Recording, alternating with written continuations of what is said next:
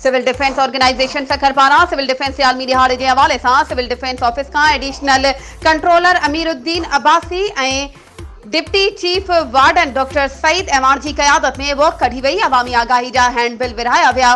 School के शागिर्दनि खे तरबियत ॾिनी वई।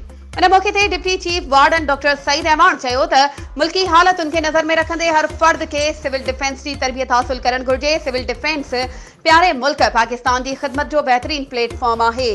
नौजवान मर्द ऐं औरतूं इन में शामिल थियनि जिते पाक फौज की जिम्मेवारी है मुल्क ऐं क़ौम लाइ, जॾहिं त शहरी बचाव की जिम्मेवारी शहर के माण्हुनि जी आहे। हिफ़ाज़ती उपाउनि ते अमल करण नुक़सान खां बचण जो बेहतरीन ज़रियो आहे।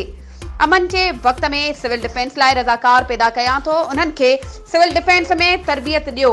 इहो मक़सद आहे त रोज़मर्रा जे हादसनि, कुदरती आफ़तुनि या इंसानी पैदा थियल आफ़तुनि बाबत तरबियत याफ़्ता माण्हू तैयार करे ऐं जंग के वक्त में सिविल डिफेंस पंहिंजी फौज ऐं अवाम सां गॾिजी ऐं बाहिमी तावन सां जंग खटण जो जज़्बो पैदा करे थो।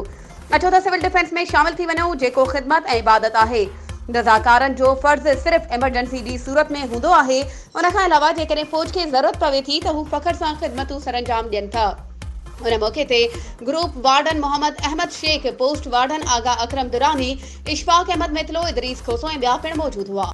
वधीक ख़बरूं ऐं अपडेट्स के लाइ असांजे चैनल के सब्सक्राइब कयो ऐं हाँ, बेल आइकन के प्रेस करण न विसारजो त जीअं असांजी हर नई अचण वारी वीडियो तव्हां ताईं पहुची।